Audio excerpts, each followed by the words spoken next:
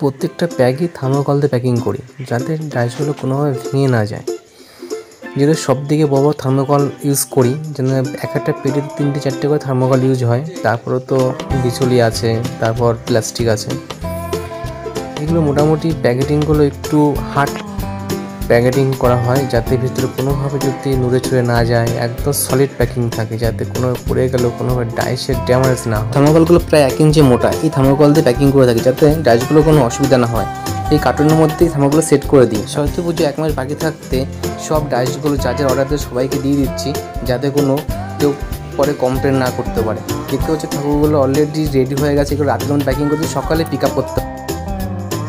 ছোটো ছোটো থার্মোকলগুলো আগে মনে করে নিচ্ছি যে এগুলো গয়নার ডাইস, যদি এগুলো 10 আঙ্গুলের।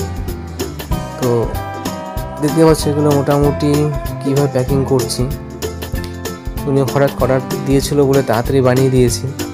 মুখের ডাইসের জন্য এইভাবে প্যাকিং করি যাতে ডাইস কোনোভাবে নড়ে না যায়, সেফটি থাকে। দেখতেই পাচ্ছ, পুরো ভিডিওটা শেষ করো যাতে চাইতে সোলাতে আটকানো থাকে, কোনোভাবে নড়ে না যায়। যদিগুলো এসির পেটি, মানে এসি ফ্রিজ এগুলো নিয়ে আসে, এবার যদি এটাকে এবার ছুঁড়ে দেখছি যেটা ভেঙে যায় কিনা। তো ছোটো গয়না ডাইসও দেখতে পাচ্ছ, গয়না ডাইসটা বেশ সুন্দর, এটাও সেল করছি। যদি এটা সুন্দর গয়নার ডাইস। আর এদিকে আমাদের সরস্বতী পুজোর কাজ চলছিল, ওই টাইমটাতে জাস্ট কীভাবে করছিলাম, কত ঠাকুর চারিদিকে কাজ করছিলো, এদিকে খরিদার কাজ চলছে, এদিকে চালি তুলে রেখেছি। বাট সরস্বতী পুজোটা একদম রকেটের স্পিডে কাজও হয়েছে, কোনোভাবে স্লো কাজ করা হয়নি। যদিও এত ছোটো ঠাকুরের প্রথম বানাচ্ছি, ঠাকুর কাজ এখন সম্পূর্ণ শেষ হয়নি, এখন বড় ঠাকুরের দিকে বেশি ঝোঁক রয়েছে। আমাদের ছোটো তেমনটা বানাই না, তবে আমাদের 3টে কারখানায় কাজ চলছে একইভাবে, দেখতে পাচ্ছ। তো এখন এইসব প্যাকিং সামনে ছোটো প্যাকিংগুলো থার্মোকল থেকে, বড়ো প্যাকিংগুলো বড়ো থার্মোকল দিয়ে করা হয়।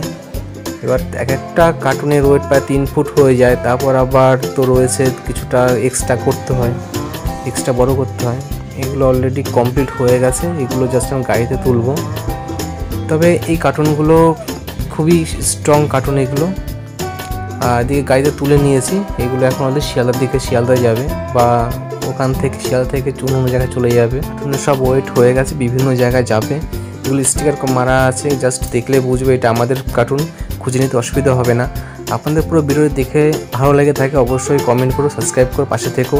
আর যদি অর্ডার দেওয়ার ইচ্ছা থাকে তাহলে অর্ডার করো, আপনাদের পার্সেল এই হয়ে যাবে, ভেঙে যাওয়ার চান্স অনেকটাই কম। আর প্যাকেজিং করার সময় প্রচণ্ড অসুবিধা হয়, মনে হয় যেন খুব তাড়াতাড়ি হয়ে যাবে, কিন্তু প্যাকেজিং করাটা সত্যি অনেক হার্ড কাজ। লক্ষ্মী, গণেশ, কার্তিক, বিশ্বকর্মা এই 4টে সিজন করি। যদি কোনো ডাইস লাগে অবশ্যই বলবে, অন্য ডাইসও পাওয়া যাবে, অবশ্যই সাবস্ক্রাইব করে কন্ট্যাক্ট করো।